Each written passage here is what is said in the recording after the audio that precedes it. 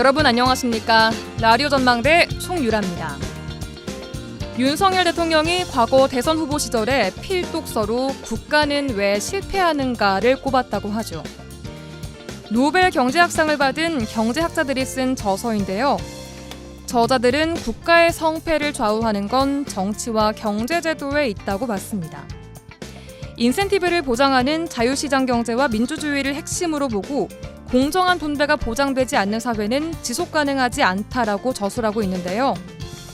오늘 김건희 여사 공천 개입 의혹의 핵심 인물인 명태균 씨가 김건희 여사와 나눈 카톡 대화를 공개했습니다. 대화에서 김건희 여사는 철없이 떠드는 우리 오빠 용서해주세요. 무식하면 원래 그래요 라고 적었습니다. 언제, 왜 나눈 메시지인지 알 수는 없지만 둘 사이에서 각종 선거 여론조사에 조작한 의혹, 부적절한 공천에 개입한 의혹과 정황들이 쏟아지고 있는 지금 노벨상을 받은 경제학자들이 국가의 성패의 키워드로 내놓은 정치와 경제제도의 근간을 흔드는 건 누구인지, 국가는 왜 실패하는지에 대한 답은 이제 대통령실에서 내놔야 하지 않을까 싶습니다. 오늘 저희가 준비한 내용입니다. 지역 소식들 뉴스 브리핑 통해 들어보고요. 언더독, 문화산책까지 이어집니다. 잠시 후에 뵙죠.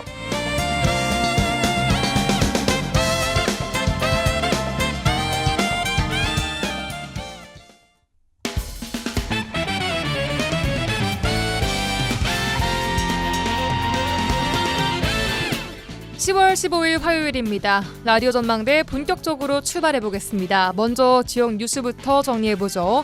빅터 뉴스의 장봉현 기자 전화 연결돼 있습니다. 안녕하세요. 네, 안녕하세요. 장봉현입니다. 네.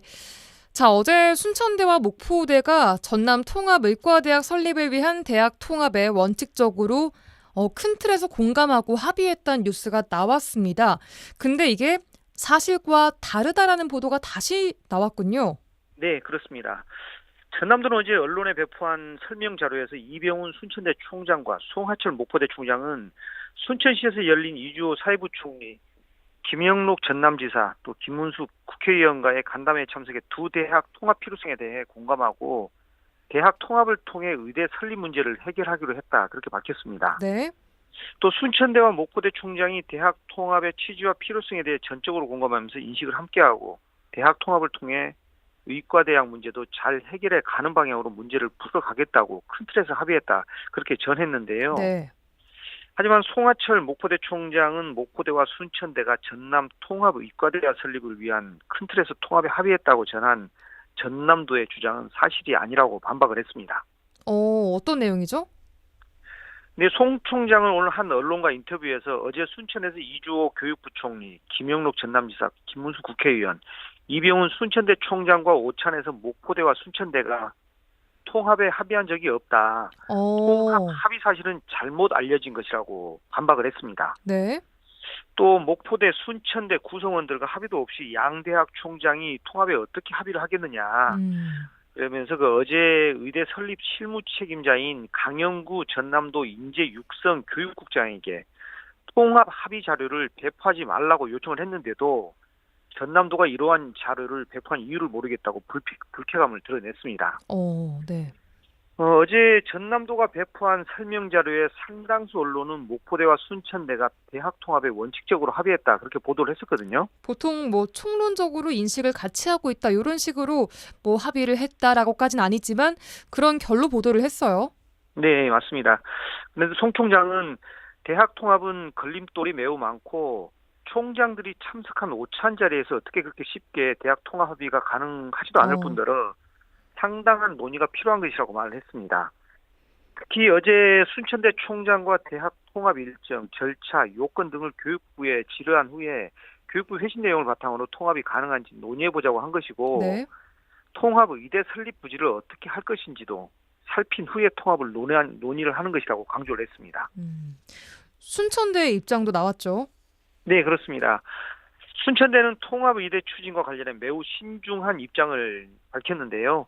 순천대 관계자는 통합의대에 합의했다고 보진 않는다. 학교 구성원 등 의견도 조율되지 않는 상황에서 전남도가 성급하게 이를 추진하고 있다고 했습니다.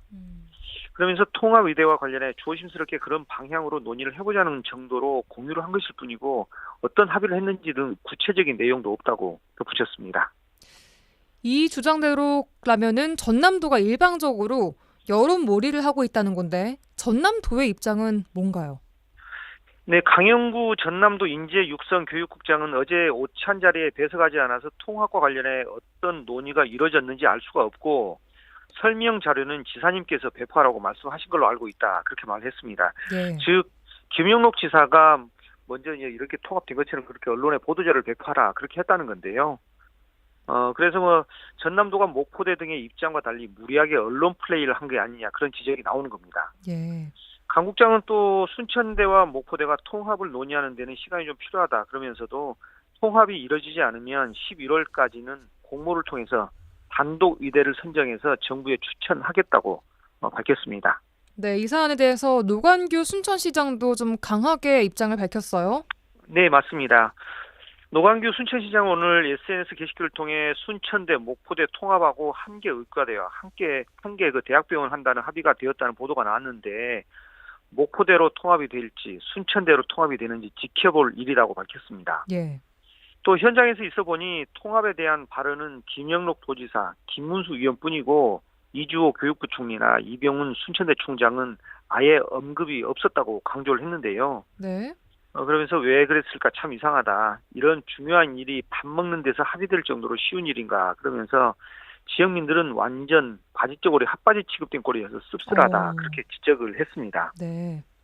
그러면서 노 시장은 만약 보도가 사실이라면 순천시는 2천억 원 상당의 의대 부지 제공 여부 고민도 안 해도 되고 기타 다른 글로컬 3.0의 지원 예정이었던 애니메이션 등 관련 예상 지원도 할 필요가 없으니까 당장 편하게 됐다. 그렇게 애둘러 비판을 했는데요. 약간 비꼬았네요. 네. 그렇죠. 예. 그러면서 그 책임 있는 자리에 있는 사람은 말과 행동은 신중하고 사례가 깊어야 하고 일관돼야 한다. 의대 문제는 너무나 잦은 말바꾸기로 배가 산으로 가더니 이제는 자칫하면 산에서 떨어져 갯벌에 깊숙이 묻힐 것 같다. 그런 불길한 예감이 든다고도 지적을 했습니다. 네, 이 지역민들 입장에서는 이 통합의대 신설 문제가 순조롭지 않아 보인다는 시각은 나올 수밖에 없는 상황인 것 같고요. 사실 보면 그게 다시 원점으로 돌아간 거죠. 그 방향으로 된 거죠, 사실은. 알겠습니다. 지역민을 위한 결정이 신속하고 또 신중하게 빨리 나오기를 도민들은 기다리고 있다는 것을 관계자분들이 알아주시면 또 좋겠습니다. 다음 이야기 해보겠습니다. 여수 해안에 정어리떼가 몰려드는 진풍경이 펼쳐지고 있다고요?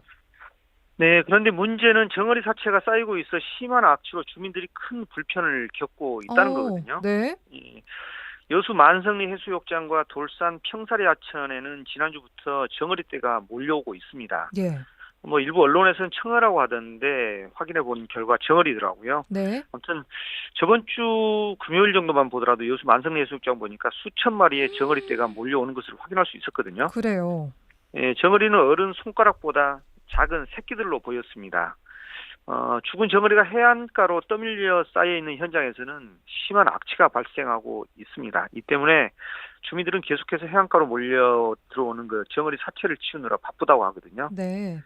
여수시도 유관기관과 함께 사체 수천 톤까지는 아니고 한 수톤을 수거를 했다고 하더라고요. 네. 폐사 원인은 뭐래요? 남해수산연구소는 정어리 폐사의 원인은 아직 명확하게 말할 수는 없지만 빛을 따라 연안으로 들어온 정어리들이 먹이를 찾다가 삼치 등 상위 포식자로 인해 해변에 갇혀 표사한 것으로 추정을 하고 있습니다. 자, 다음 마지막 소식 들어보겠습니다. 순천에서 여고생을 살해한 박대성에 대한 상황 보고서가 유출된 뉴스 지난번에 다뤘었는데요. 이게 경찰관과 공무원에 의해 외부로 유출된 것으로 드러났다고요? 네, 그렇습니다. 경찰은 피의자 신상정보 공개 공개 결정이 내려지기 전인 온라인상의 박대성의 이름과 나이, 사건 개요 등이 담긴 경찰 문서와 시청 문서가 유출된 경위를 파악한 그때 보고서의 첫 유출자를 파악을 했는데요. 네. 경찰관인 A씨와 안전 관련 부서 공무원인 B씨는 길거리에서 살인 범죄가 발생한 것을 알게 되자 안전 등을 당부하며 자신의 가족 등에게 해당 문서를 유출한 것으로 조사가 됐습니다. 이게 가족들한테 그냥 가볍게 툭 보냈다는 거죠? 예, 이런 일이 있으니까 빨리 집에 들어가라, 길거리 다닐 때 조심해라, 그런 거였죠. 예. 그런데 이후 이 유출 내용이 카카오톡 등 온라인에 무자비하게 확산이 된 것으로 추정이 되는 거고요. 추가 유포자 여부에 대해서도 수사를 한다는 계획입니다. 예, 알겠습니다. 오늘 지역 뉴스는 여기까지 듣겠습니다. 빅터뉴스 장봉현 기자와 함께했습니다. 수고하셨습니다. 네네, 수고하셨습니다.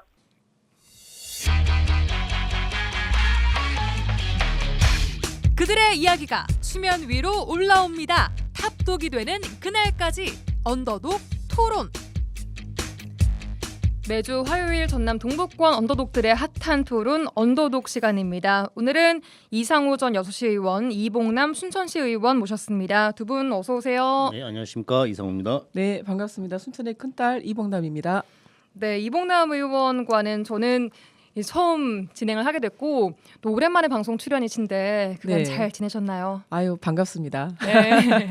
뭐 더운 여름을 지나서 어느덧 가을이 시작됐네요. 네. 그러니까 가을 시작을 맞아서 다시 새로운 마음으로 언더독에 이렇게 함께하게 돼서 저 개인적으로 영광입니다. 10월은 지난주 금요일부터 24일까지 시의회 지금 10월 회기 진행 중이고요. 네. 내년도 뭐 업무 보고 지금 받고 있습니다. 그래서 의원님들께서 활발하게 하면서 저도 지금 진행을 하고 있고요. 가을은 아무래도 또 행사 축제의 계절이잖아요. 네. 뭐 저희 지역에도 노인의 날뿐만 아니라 뭐 주민총회도 끝났고요. 지금 오늘 같은 경우는 순천 시민의 날 행사가 있습니다. 네. 근데 이제 지난주에 제 지역구 중에 하나인 중앙동에 중앙동이 이제 원도심에 해당이 되는데요. 중앙동에서 천태만상 축제가 있었어요. 근데 이제 그 요즘 주로 보면 행사나 축제들을 또 이벤트사에다가 우리가 전체 이렇게 맡기거나 대행을 해서 약간 이렇게 주민들이 이렇게 참여형을 찾아보기가 좀 쉽지가 않거든요. 네네. 그런데 이번에 중앙동에서 했던 천태만상 축제는 이 중앙동 주민자치회에서 주관을 했는데 자치위원님들께서 직접 먹거리나 또 행사장 배치 또 정리까지 다 하시고 또 노래자랑을 또 주민들이 직접 또 신청을 받아서 노래자랑을 하고 경품도 굉장히 푸짐하게 이렇게 내걸었어요. 그래서 네. 밤늦게까지 그 많은 주민들이 안 가고 축제를 즐기셨어요. 동네 축제를 즐기더라고요. 그래서 제가 그동안에 봐왔던 어떤 행사나 축제보다도 더 이렇게 정스럽고 좀 고생을 많이 한 어떤 지역 동네 축제로서 굉장히 좀 칭찬하고 싶은 네. 이런 축제였던 것 같습니다. 그래서 고생하신 우리 주민자치회 회장님과 또 위원님들 동네 분들께 이 자리를 빌어서 정말 수고하셨다는 말씀을 좀 전해드리고 싶습니다. 네. 이상우 전 의원님 잘 보내셨나요? 한 주간? 그 매년 그 10월 15일은 저희들 여수 시민의 날이 있거든요. 네. 오늘이 그날이었는데 뭐 저도 매년 참석해 왔었는데 좀 걱정이 되더라고요. 계속 비 예보가 있었는데 다행히 오늘 오전에 비가 그쳐가지고 아마 비가 왔으면은 행사 정상적으로 진행이 안 됐을 건데 다행이다 생각하고요. 네. 또 개인적으로 또 뭐 좀 머리 아픈 일이 있어가지고 이제 그거 좀 해결하려고 어떤 머리? 그거 하려고 좀 노력하고 있습니다. 개인 사정이 또. 예, 네, 알겠습니다. 다사다난하네요. 예. 자, 그 와중에 또 저희가 주제 토크 해봐야 되겠죠. 이번 주도 3가지 주제 준비했습니다. 먼저 저희가 준비한 주제부터 만나보도록 하죠. 지난 금요일과 토요일 이틀 동안 곡성과 영광군수 보궐선거 사전투표가 있었습니다. 자, 다른 지역을 보니까요. 서울은 8%, 인천 27%, 부산 20%에 그쳤는데 곡성과 영광은 곡성이 41.44%, 영광은 43.06%를 기록하면서 정말 선거 열기가 뜨거웠습니다. 역대 지자체장 보궐선거가 이렇게 열기가 뜨거웠던 적이 있었나 싶을 정도로 굉장히 뜨거운 열기를 보였는데 이런 현상이 나오게 된 건 역시 조국 혁신당의 참전으로 봐야 할까요? 이상우 전 의원님. 그 지난 4월에 국회의원 그 비례대표에서 호남에서는 그 민주당보다 조국 혁신당이 약 10% 이상의 지지율을 받았습니다.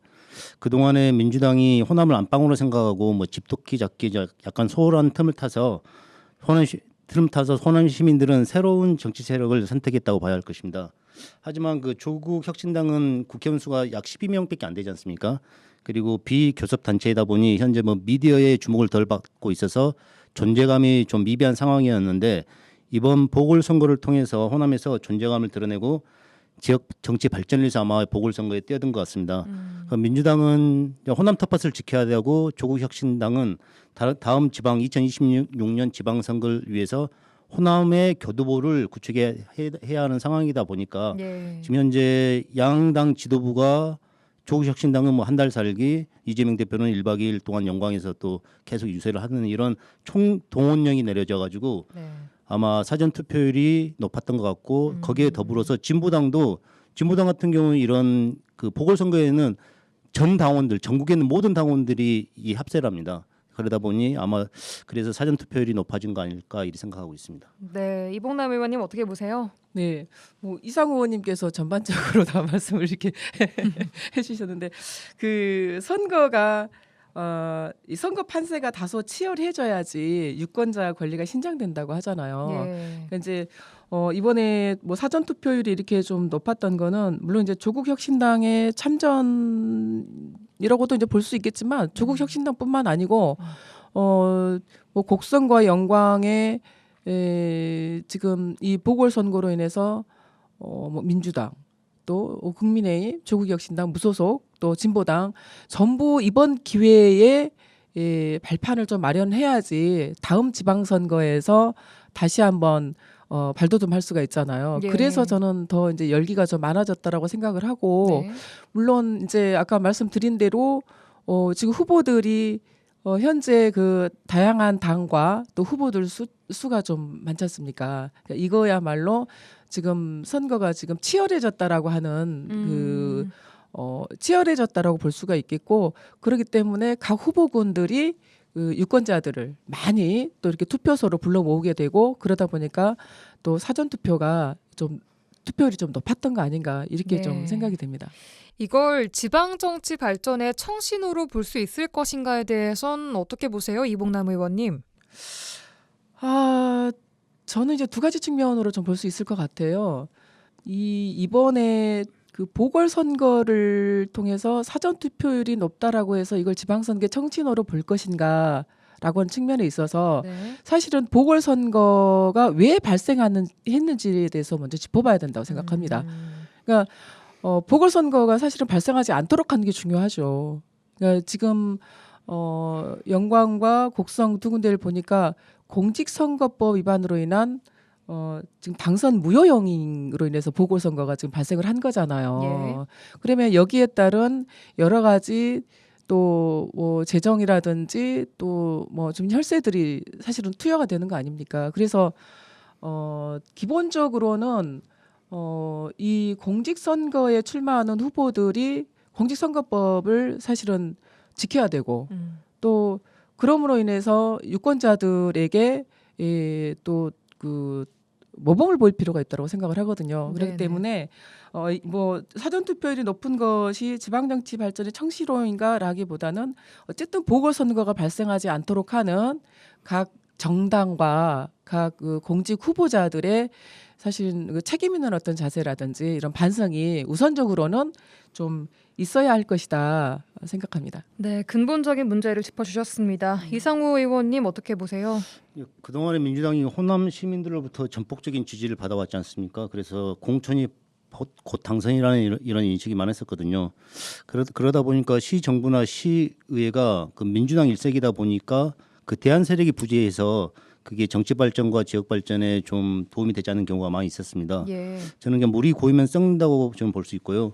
호남 발전을 위해서라도 그 민주당과 정책 대결을 할 수 있는 당의 출연을 아마 시민들께서는 바랄 것이고 그게 아마 다가오는 2026년 지방선거에서 아마 결정될 걸로 보고 있습니다.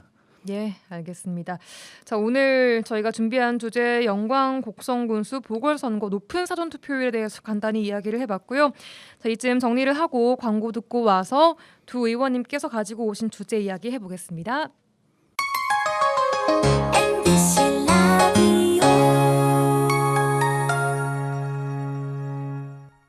네, 여수 MBC 라디오 전망대 화요일 코너 언더독 토론 함께하고 계십니다. 이상우 전 여수시 의원, 이봉남 순천시 의원 스튜디오에 나와 계십니다.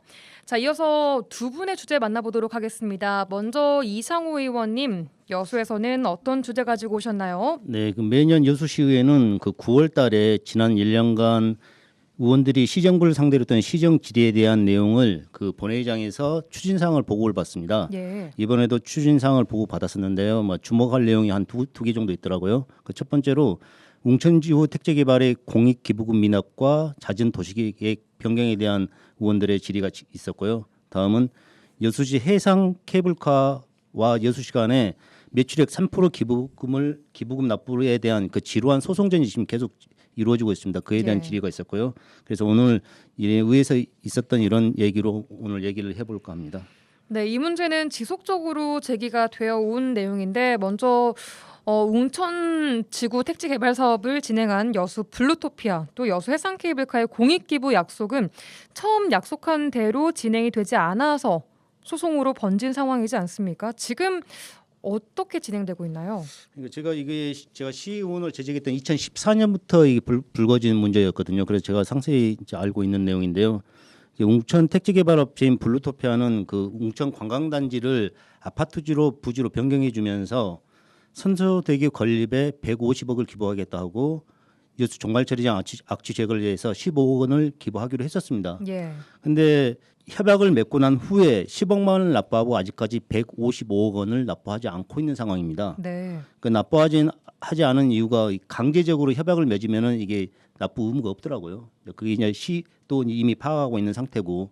그러면 과연 그 당시에 그래서 시의원들이 질의하게 그럼 150억을 포기할 것이냐? 그러니까 시정부의 답변은 좀 초라하더라고요. 계속 촉구를 하고 있다. 그럼 촉구를 어떻게 하고 있냐? 팩스로 5번 그 업체에다가 공문을 보냈다. 이런 식으로 말아버리더라고요. 그 당시에 웅천 택지개발 이분들이 우리 여수시를 상대로 정산 소송을 통해서 485억 원을 승소했었거든요. 예. 그 당시 제가 그 당시 의회에 있었을 때 분명히 이 업체는 150억을 납부하지 않을 것이다. 그에 대한 어떤 담보를 좀 해라. 이런 주장을 했었는데 시정부는 이분들도 믿어야 되지 않겠냐. 485억을 승소하면은 당연히 납부할 거라고 생각하고 믿었는데 이런 결과가 초래된 것이었습니다. 네. 그리고 여수 해상 케이블카는 당시에 준공을 못해서 임시 사용 허가를 조건으로 매출액의 3%를 기부하기로 했었거든요. 그런데 이분들이 이것도 강제적으로 맺어진 협약이기 때문에 납부를 하지 못하겠다. 자기들이 만든 그 장학회에다가 기부를 해서 장학 사업을 하겠다 이런 식으로 주장을 하셨거든요. 그래서 여수시가 소송을 통해 가지고 1심과 2심에서 승소를 했었는데 또 최근 9월달에 또 항소를 하셨더라고요.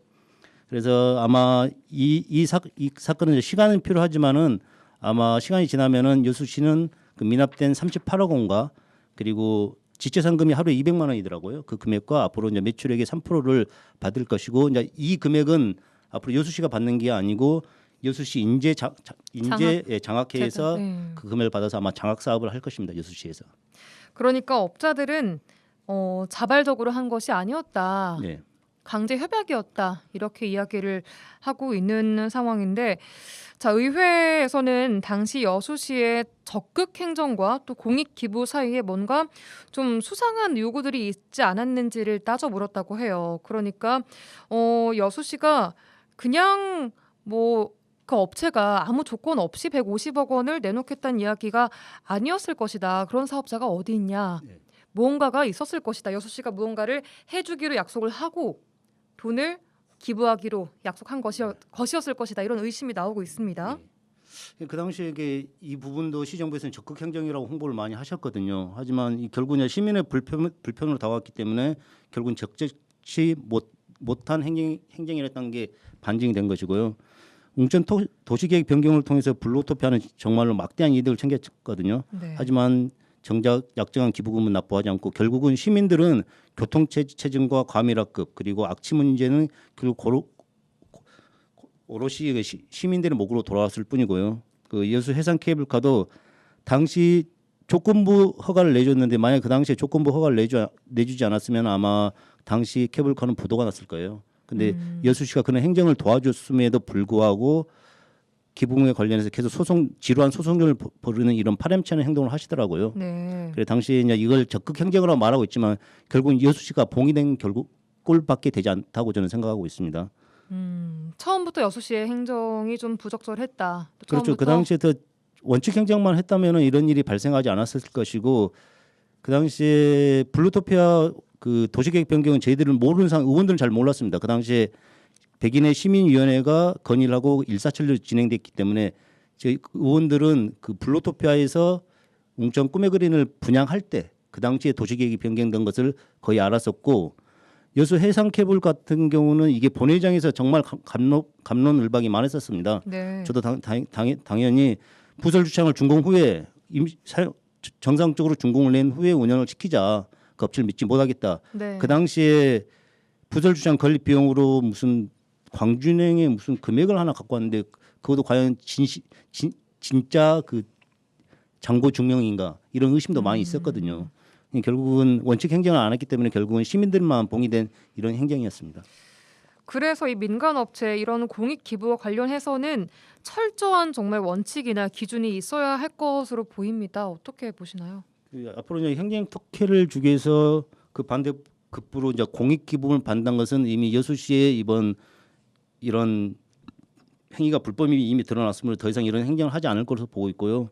그 특혜를 위한 도시계획 변경이나 인허가는 앞으로 없어야 될 것이고 실내로 웅천 레지던스 관련 그 양성화 과정을 보면은 당시에 정미영 시장께서는 원칙 행정을 하셨거든요. 네. 그게 본인들이 국가에서 부설 주창을 만드시고 그리고 건축법과 소방법을 맞다면은 레지던스를 주택수에 포함되는 오피스로 변경해 주겠다. 이런 말씀을 하셨지 않습니까? 그래서 이 과정을 정미영 시장께서는 이 약속을 지키셨고 그리고 당시에 그 지금 현재 용도 변경했던 그 주민들께서도 본인들 비용으로 주차장을 건설했던 이런 예가 있지 않습니까? 앞으로도 이게 반면 교사가 돼야 되지 않을까 이렇게 생각하고 있습니다. 알겠습니다. 이봉남 순천시 의원님 이거 쭉 보시면서 들으시면서 어떻게 좀 느끼셨는지 총평 듣고 싶습니다. 네, 지금 이게 오래된 문제잖아요. 해결되지 않고 지금 소송전으로도 진행이 좀 되고 있고 참 책임 없는 행정이죠. 그리고 정말 책임 없는 기업이라고 생각합니다. 이게 지금 이러다 보니까 여기에 따른 불편이라든지 피해는 고스란히 지금 시민들이 다 보고 있는 거 아닙니까? 그리고 여기에 따른 여러 가지 공방들이 계속되고 있는 상태에서 뭐 어떤 형태로든 정리가 좀 돼야 될 거라고 생각을 하는데요. 네. 실은 이제 그 이런 어떤 재정적인 부분들을 시가 받게 되거나 또 제공하거나 이럴 경우에는 또 시의회에 정식적으로 좀 보고하고 또 동의를 얻어야 하는 절차가 사실은 좀 있었어야 된다라고 생각합니다. 예. 아마 이제 그때 당시에는 있었는지는 모르겠습니다만은 이제 의회에서도 만약에 이런 부분들이 좀 이게 발견이 됐다라고 하면 물론 그 전에 언론 자료들을 보면 지속적으로 시의회에서도 계속적인 문제 제기를 했고 또 촉구를 좀 하고 있었더라고요. 그럼에도 불구하고 아직까지 좀 이렇게 해결이 되지 않고 있다라고 하는 거는 어떻게 보면은 그 행정의 책임도 굉장히 좀 크다라고 생각을 네. 합니다. 그래서 뭐 행정에서는 지금 이 지켜지지 않고 있는 공익 기부와 관련된 부분들이 있어서 해당되는 어떤 기업이나 또 해당되는 기관에 지금 현재 좀 진행되고 있는 여러 가지 행정 절차라든지 이런 부분들이 있다라고 하면 바로 좀 제재 조치를 가해야 되지 않을까 싶고 네. 또 한 측면에서는 이 기업과 또 기업이 다른 곳에 이런 어떤 그 사업을 추진할 경우에 이 여수시에서 진행되고 있는 이런 부분들을 참작해서 앞으로 이런 그 사업이라든지 추가적으로 하지 못하게 하는 부분도 저는 필요하다라고 생각하거든요. 예. 그래야만이 앞으로 이 그 추진하고 있는 사업들이 이 제대 그 약속한 대로 추진이 될 수 있고 또 행정과 의회에서도 이후에 추진되고 있는 사업들에 대해서 제동하고 또 법적으로 좀 챙겨보는 이런 그 계기가 되지 않을까 싶습니다. 알겠습니다. 자, 이쯤으로 정리를 하고요. 다음은 이봉남 의원님께서 가져오신 주제 풀어주시죠. 예, 순천에서는 그 순천 그 풍력 발전 시설 입지와 관련해서 순천시 그 도시계획조례 이격거리 관련해서 2018년부터 이 조례 개정안 관련한 이제 움직임이 계속되고 있는데요. 이 조례 개정 관련해서 이격거리 이제 풍력 발전을 설치하는데 이격거리가 현재 지금 2km로 되어 있습니다. 도로로부터. 네. 그런데 이 이격거리 관련해서 풍력 발전을 설치하려고 하는 주민들과 또 이 설치를 반대하는 주민들이 찬성과 반대 목소리가 지속적으로 지금 제기되고 있는 상황입니다. 네. 2018년 후반기 11월부터 2014년 올해까지 계속적으로 이 찬반의 목소리가 상존한 상태에서 지속되고 있는데 지금 한 5년, 6년째 이렇게 좀 진행이 되고 있습니다. 근데 네. 최근에 이 풍력 발전 시설을 설치를 하고자 하는 주민들께서 100% 주민 동의를 받으면 설치를 좀 해달라고 하는 이런 청원을 작년에 시의회에 좀 제출을 했고 네. 관련해서 도시계획 그 조례 개정 사항에 그러면 뭐 100% 주민 동의를 하게 되면 주민 참여형으로 했을 경우에 가능하도록 하게 하는 개정안이 지금 상정이 되어 있는데요. 네. 이 개정안을 지난 4월에 지금 반대하는 쪽과 찬성하는 쪽의 목소리가 굉장히 상존하고 있는 상태에서 의견 청취가 되고 있지 않은 상황에 이걸 섣부르게 우리가 이걸 통과해서는 안 되겠다. 주민 의견을 청취를 하고 나서 심도 있게 논의를 좀 하자라고 했었는데요. 네. 이번에 이제 10월 회기가 진행이 되면서 이 조례를 다시 좀 꺼내려고 하는 조짐이 이렇게 있다 보니까 반대하는 또 주민들께서 얼마 전에 반대 기자회견을 좀 가진 적이 있습니다.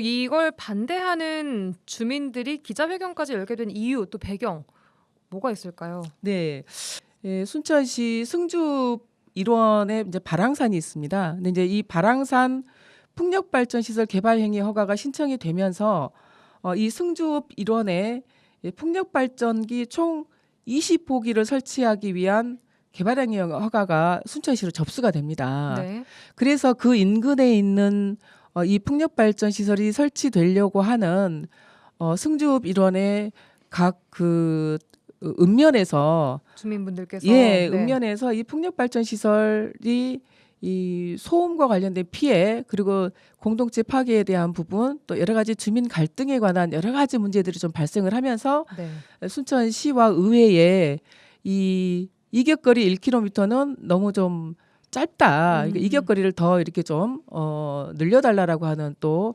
요청들이 들어와서 네.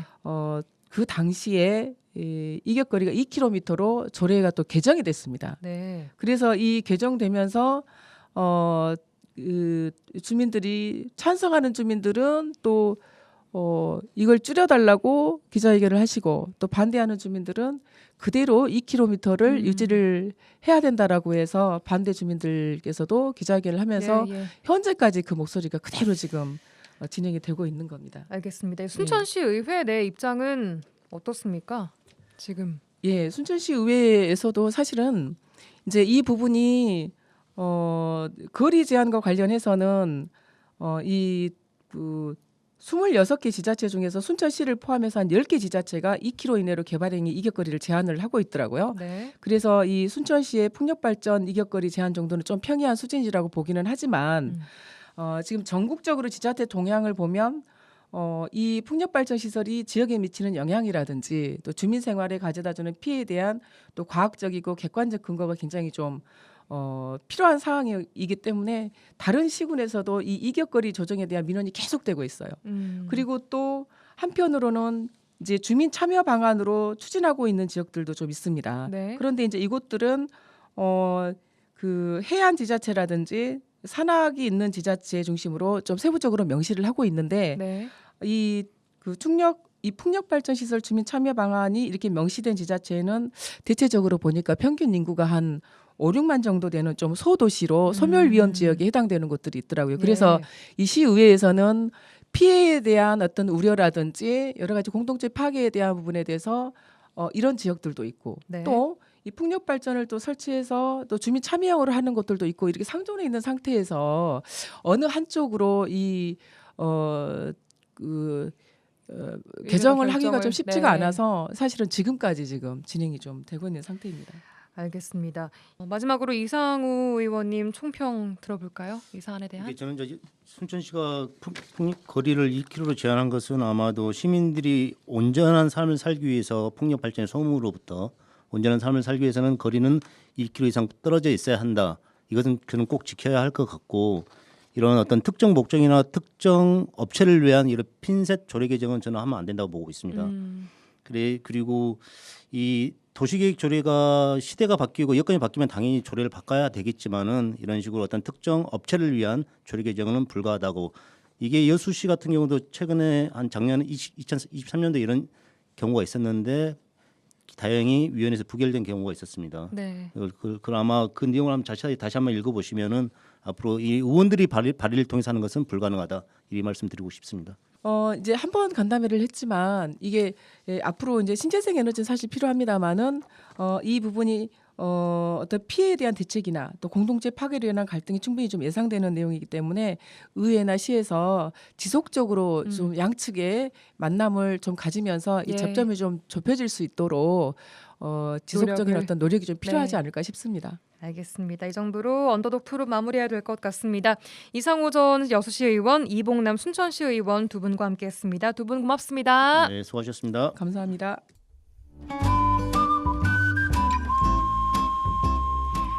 라디오 전망대 문화 산책. 네, 지역의 문화 소식과 우리 지역에서 활동하는 분들을 만나보는 문화 산책 시간입니다. 김지연 리포터와 함께합니다. 안녕하세요. 안녕하세요.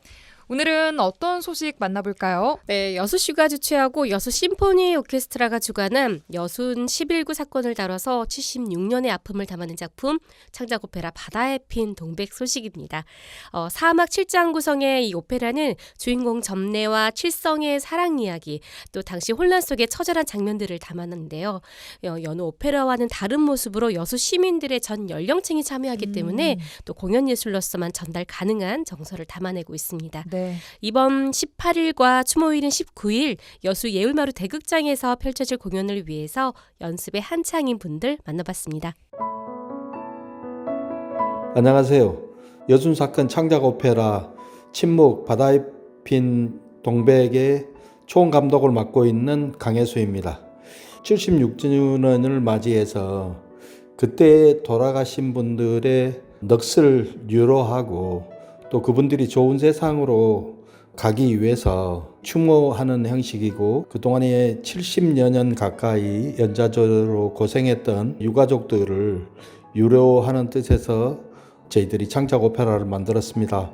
커나오는 다음 차세대들의 여순 사건에 대한 바른 역사 인식과 이 역사의 참혹한 비극을 다시는 이 땅에 되풀이돼서는 안 된다는 그런 뜻에서 제2세대들이 많이 봐야 된다고 생각합니다. 안녕하세요. 안녕하세요. 오페라 전문 연출 유희문입니다.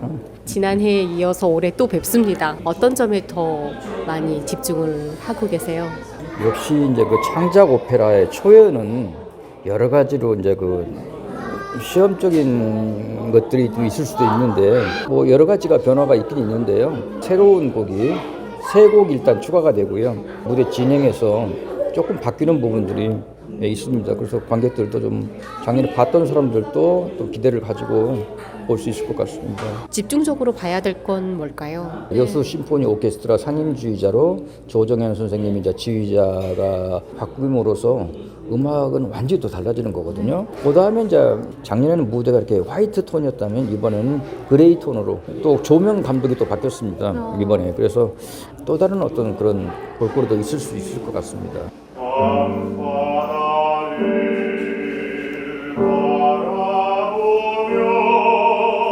안녕하세요. 저는 바다의 핀 동백 칠성 역을 맡은 테너 이영석입니다. 자료들을 더 좀 심도 있게 본 것 같아요. 이번에는 이제 답사도 정확하게 다녀오고 진짜 내가 칠성이었으면 어떻게 했을까? 어떤 심정으로 사랑하는 사람을 떠나보내고 또 가족들을 떠나보냈을까? 뭉클했었던 것 같아요. 저희들은 뭐 무대에서 말하고 행동하는 그 힘밖에 없으니까 직접 감정을 통해서 어떻게 표현할 수 있을까 그런 것들을 좀 더 연구를 했던 것 같아요. 올해 칠성이와 점내 훨씬 더 많은 사랑을 보내주실 것 같은데 어떤 걸 좀 기대하면 좋을까요? 이제 작년에는 안 주셨는데 올해는 뽀뽀신도 있고 막 이러더라고요. 그래서 자연스럽게 하면 될 것 같아요. 둘이 이제 풋풋한 첫사랑들인데 갑작스런 사건에 휘말리게 되면서 이제 헤어지게 되는 그런 것들을 좀 표현할 수 있도록 생각을 많이 했던 것 같아요. 좀 조심스럽게. 예. 또 너무 묻혀져 있었던 얘기들이 너무 많기에 실질적으로 이 작품을 통해서 많은 관심의 시작이라고 생각이 들어요. 그래서 많은 분들이 감동 받으셨으면 또 앞으로의 또 우리들의 남은 숙제들이 어떻게 해결을 해야 될지 잘 같이 생각해 보셨으면 하는 그런 시간이 되었으면 좋겠습니다. 네, 안녕하세요. 저는 소프라노 윤한나입니다. 이번에 또 점내 역을 맡게 되었습니다. 다시 음악이 새롭게 바뀌면서 작년에도 제가 점내 역할로 참여하게 됐었어요. 근데 이제 올해 또 감사하게 또 콜을 해주셔서 다시 또 참여하게 됐는데 연출자 선생님께서도 많이 또 고민하시고 작품에 대해서 또 현명 여주님도 같이 많이 고민하셔서 또 지휘자님도 물론 또 바뀌었잖아요. 그래서 음악도 더 많이 무르익어졌고 성악가들의 연기라든지 깊어졌다라는 느낌이 있어요. 실은 저희는 성악가잖아요. 또 연기 요소를 함께 해야 되기 때문에 음악과 연결해서 그 대사를 정말 감동적으로 잘 전달할 수 있는 것에 대한 고민을 되게 많이 하고 있어요. 또 저는 젊을 때의 점내의 모습하고 또 나이 들어서의 또 현재의 지금 점내의 역할을 할머니 역할을 해야 되잖아요. 그러니까 그 갭을 내가 어떻게 왔다 갔다 해야 되나 네, 그런 고민이 실은 많아요. 아주 자연스럽게 그분들한테 딱 그냥 흡수되는 감동이 있으면 좋겠는데 연습하면 할수록 계속 더 어려워지는 것 같아요. 이게 정말 역사적인 사건이잖아요. 한번 또 답사를 하고 이 작품이 임하니까 진짜 그 유족들의 그 진짜 슬픔이 너무너무 느껴지는 거예요. 전 지금도 눈물 나려고 하는데 그래서 이게 진짜 그분들한테 단순히 이분들뿐만 아니라 이분들은 이미 그 슬픔을 갖고 그 관객 입장에서 보고 계시잖아요. 뭐 저는 학생들도 많이 오고 교육자들도 많이 오고 막 그런다고 들었어요. 관객들이 얼마나 많은 사람들이 슬픔에 잠겼었는지를 특히 여수가 고향인 우리가 저도 여수가 고향이거든요. 우리가 정말 이 역사적인 사건을 정말 잊지 않고 기도하는 마음으로 살아가야 되지 않나라는 그런 제 마음이 제 노래와 제 연기를 통해서 그분들에게 정말 전해줬으면 좋겠어요.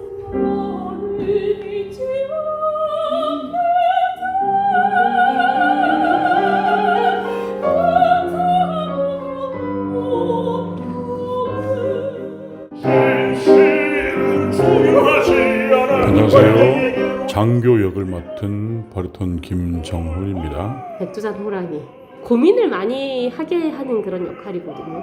어떻게 좀 준비하고 계세요? 제가 평소에 해보지 못했던 그런 역할이었고요.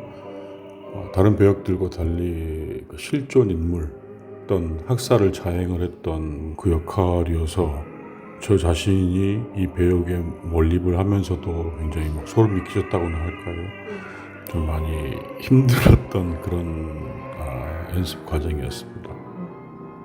이번 작품을 통해서 여순 사건에 대해서 더 깊이 알아보게 됐고 그 당시에 그런 아픔들이 있었구나라고 다시 한번 느끼게 됐습니다. 제가 맡은 배역에서의 그 아리아는 정말 악독하게 표현을 해야 되기 때문에 극적인 부분을 더 표현하려고 노력을 많이 했어요. 고함도 더 많이 지르고 상대방을 위협하는 듯한 그런 액팅? 그런 게 더 심중을 많이 뒀던 것 같습니다. 역사를 바로 잡아가는 그런 노력이 우리 오페라를 통해서 보여줬으면 합니다.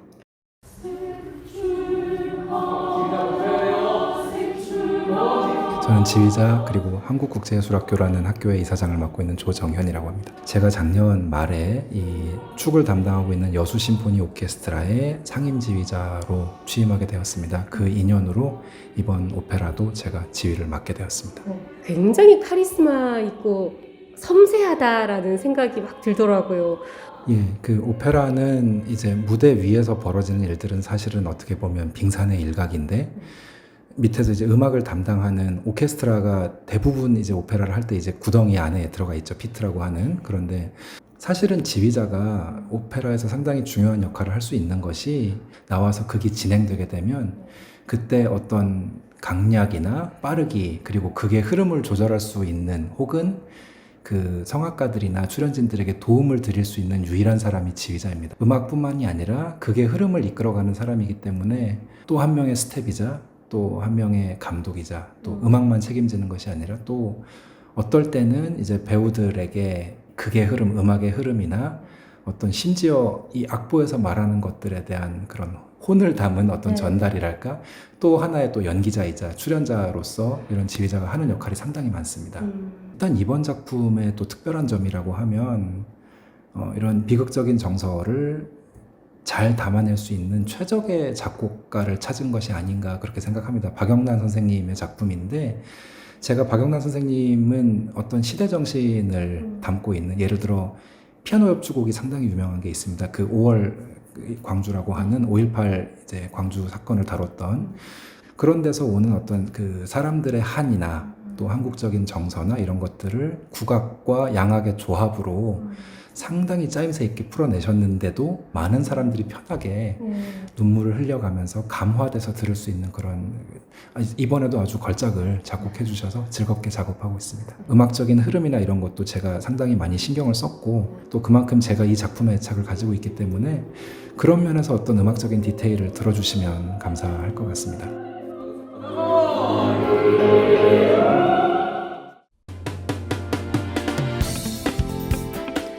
라디오 전망대가 10월 15일 화요일에 준비한 내용은 여기까지입니다. 저는 내일 다시 돌아오겠습니다. 송유라였습니다. 고맙습니다.